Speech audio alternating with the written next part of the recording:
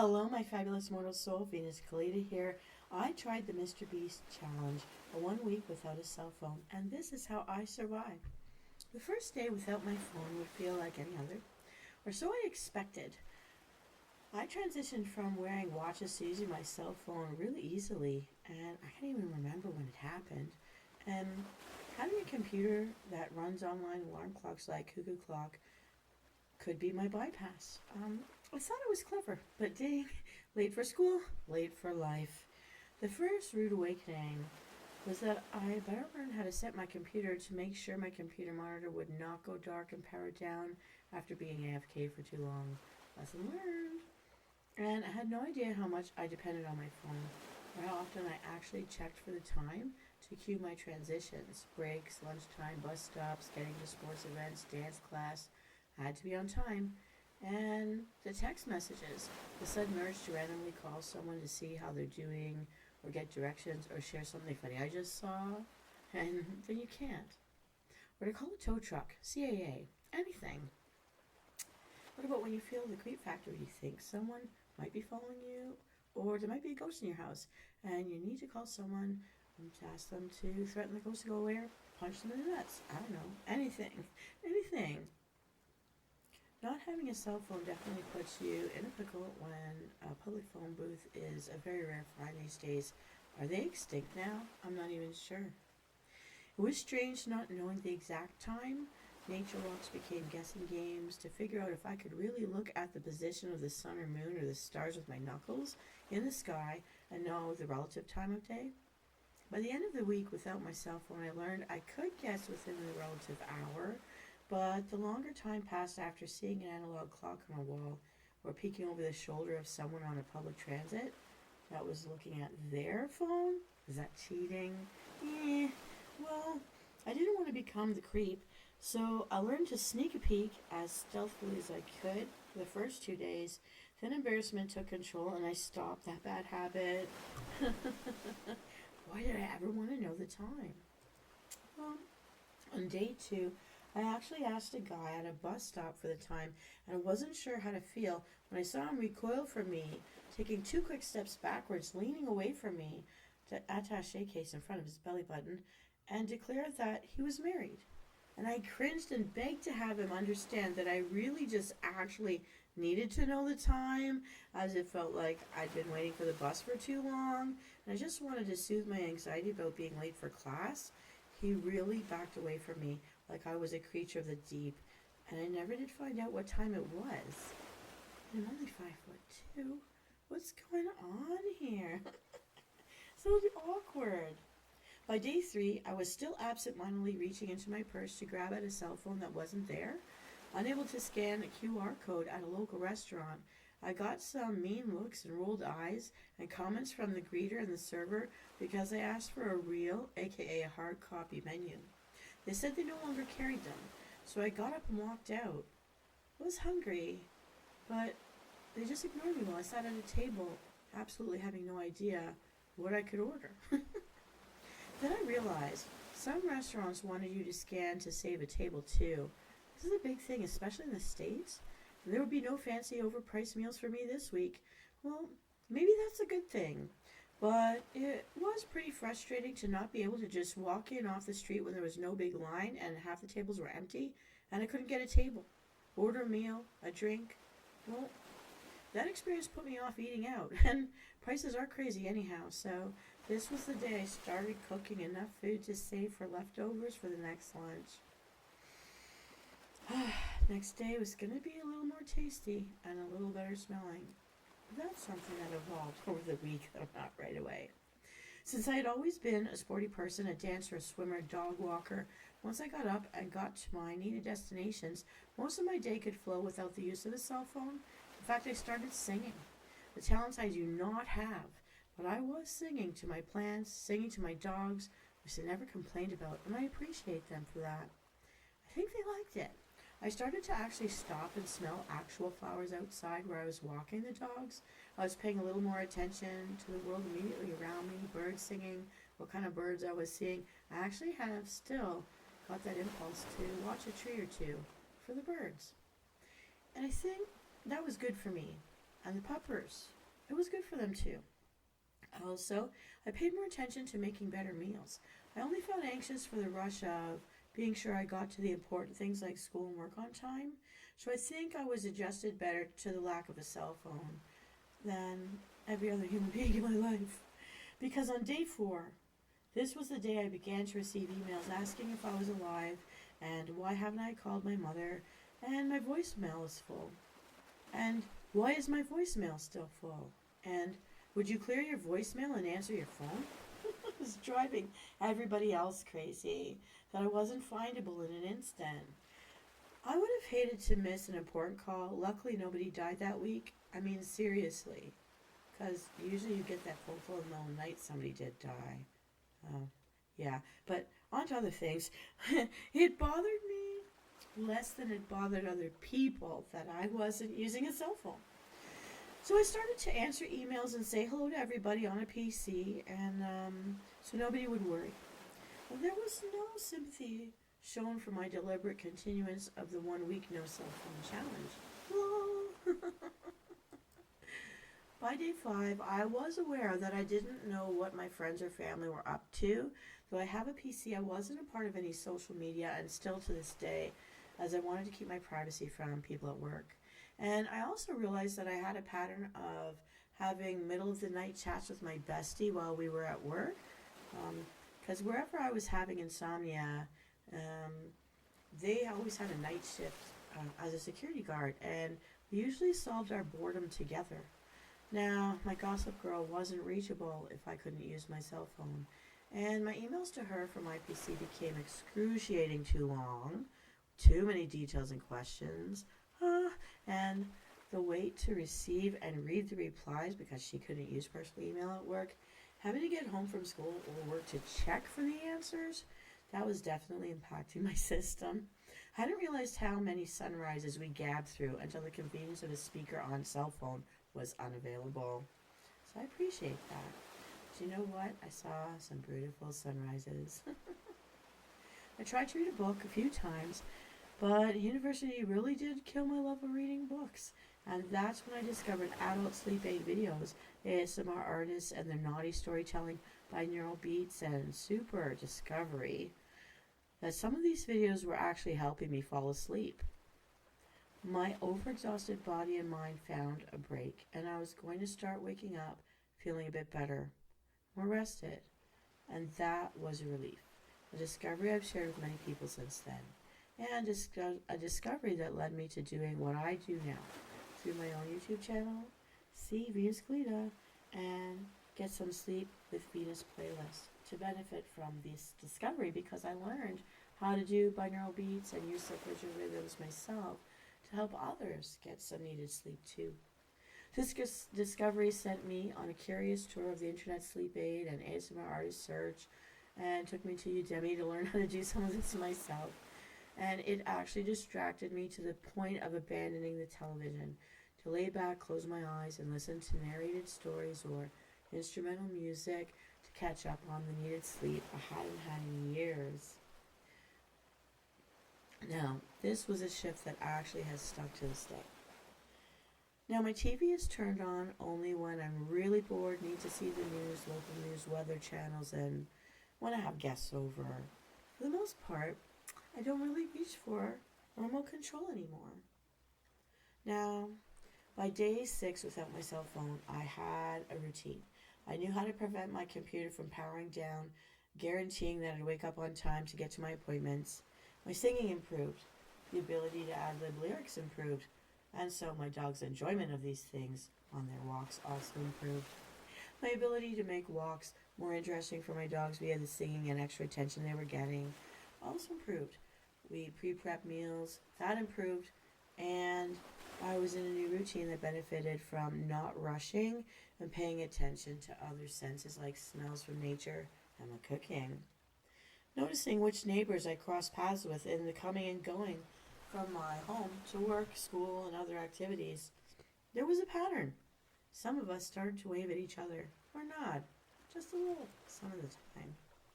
And it was on this day, and I chuckled as I realized I was stuck in traffic with some of the same people around me in other vehicles.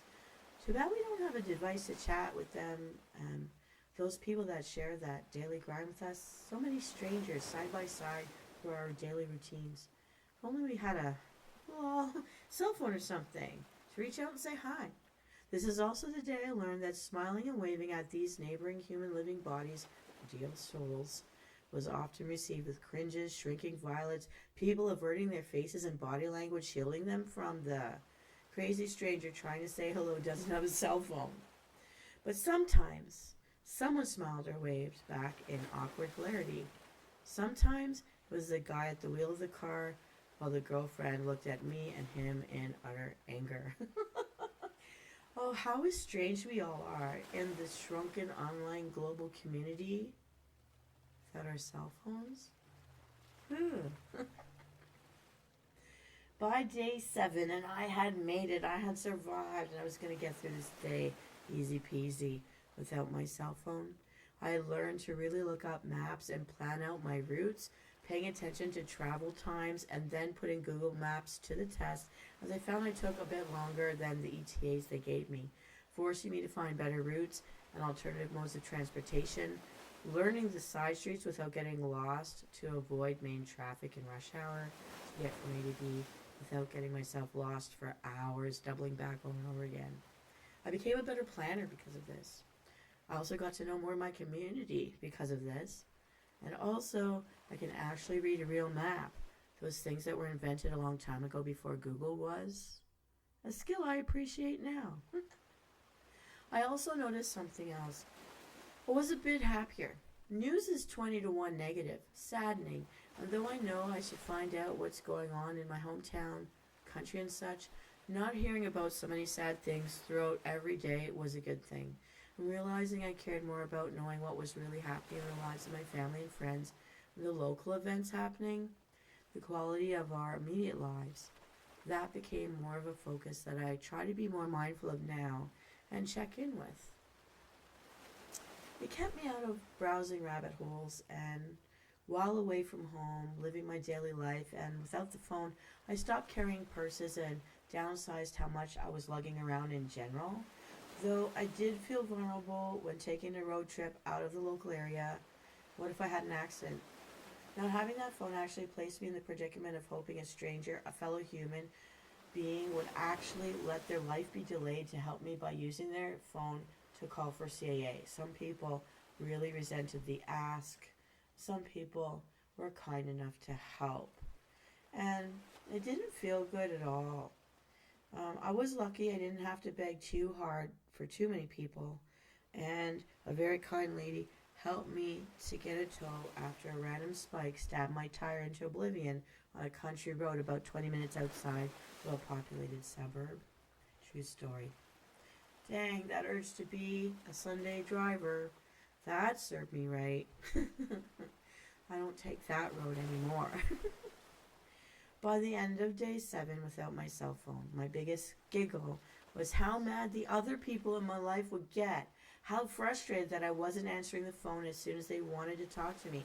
How frustrated servers and hosts were that I couldn't QR code and save my table. Luckily, nothing serious had happened in this week, but if it had, I would have felt very, very bad about that. But it was kind of nice to know people cared and wanted to hear from me, and to know someone even admitted they thought things were a bit noticeably quiet without me there to chat on the daily. Hello. But I also realized, as others who have done this challenge came to realize, I didn't need to be available all the time or at the snap of someone's fingers. I could miss a call and not run for the phone if it starts ringing from the other side of the apartment. I could finish what I was up to, or not be available when my energy was down. I could miss that extra gossip that really is just kind of toxic anyways, so it was okay. And if someone was frustrated, well, that's okay too, because I'm not going to expect them to be available at the snap of a finger, and it's not going to make me mad at them either. Things have to happen. We've got to live our lives, and we shouldn't live it all sitting down, looking at a tiny screen, getting carpal tunnel syndrome. That's not the way I want to go. So now that the challenge is over and I have survived Mr. Beast 7 days without a cell phone, When I walk the dogs, it's just me and the dogs. I really do leave that cell phone behind. People do get upset with me for that, but I do it. I mean, I'm protected. I got two dogs, and I'm talking to them and singing to them, paying them more attention as we walk through the neighborhood. And I have learned through research after the fact, since I did this challenge, that dogs know the tones of your voice. They know when it's for them. They know when you're engaging them and cheering them on. And they do understand when we're praising them. And so that extra focus was good for their health as well as mine. Yeah, it's an old-fashioned idea, but there was a time before I was born when nobody had cell phones and humanity survived. And now, if I'm in the garden, I don't rush inside to get the phone. I'm in the garden, and I tell people, sorry, I was in the garden. I'm not watching the clock. I might look up at the sun from time to time to still test my time sensing skills, but I'm there on my day off outside enjoying nature, the smells, the looks, the sounds, and my dogs. Until I've done all I wanted to do out there, I don't come in and check my cell phone. And I don't rush to check it when I come in at the end of the day either. I take a shower, have a drink of water, I rehydrate. I just check in with myself and what's going on in my home before I sit down to do all that. And now I only check the phone for texts or messages after I've taken care of the daily living stuff. And I turn it off in class, I turn it off at work. I don't live with a phone in my face getting carpal tunnel syndromes like so many children have done. Oh, my fingers. I need them for other things, like paying bills or, bending a flower to me or picking a mint leaf and popping it in my mouth. I'd rather do that. Like others have done, there is a time that I can turn it off. I am not a slave to my phone. The world will still be there tomorrow. Now, of course, I do have my patterns to check in with family and friends. My plants are taller, my doggos are more engaged, my cooking smells and tastes a lot better. I want to say amazing, but a lot better. And I share my tips and tricks sometimes through my YouTube channel as well, through my Riddle Me Din Din episodes. So, like many people who tried this challenge, I didn't return to all the old habits. I controlled when I used the phone. I put it away. I don't even have it in the bedroom when it's time for me to try to sleep. I turn it off. And I still keep it with me for safety reasons. Whenever I'm leaving the house, it is in my purse, it is in my pocket, it's in my European pocket. Ask me about that in the comments. To check my timing on things, and I am getting better sleep than I did for some years now, since we all got hooked on our phones and everything it can access when we've got Wi-Fi. I like not being findable sometimes, so I can give my full attention to the people I'm with or for my own health and wellness activities until they're done without rushing or feeling guilty about it. Seeing things through. And after trying out Mr. Beast's no cell phone for a week challenge, it's definitely a safety tool for me, and I keep it in my pocket or my purse just in case. It's for the just in case moments, especially my concern for accidents on the road. Health accidents, that's why I keep that phone. Other than my employer demands that I have a phone number so I can apply for jobs and stuff, but I mean really it's my emergency device, not my daily I'm bored hobby device. And I decided I'm not upgrading to a smartphone either for the same reason, just the basic plan to save money. Things are too expensive out there. And if I can't get a table at a restaurant because I can't scan a QR code, then it wasn't meant for me to spend my money there. You don't need my money. I can give it somewhere else. I vote with my feet. I vote with my purse. It's all good. Well, after watching so many bar rescue and kitchen nightmare TV shows, I think it's better I keep investing in my own cooking skills, cooking better meals at home anyways. To preserve my culture and to save my life. Oh my goodness, Msoul. Well, that's how I survived a week without my cell phone. And what about you, Msoul? Are you going to take the challenge? Have you done this? Can you survive 7 days without your cell phone? Let me know in the comments what you think. And if you are not yet a subscriber to my channel, please hit like and subscribe. We want to grow. All are welcome. Take care out there and stay safe. I'll see you next time. This is Venus.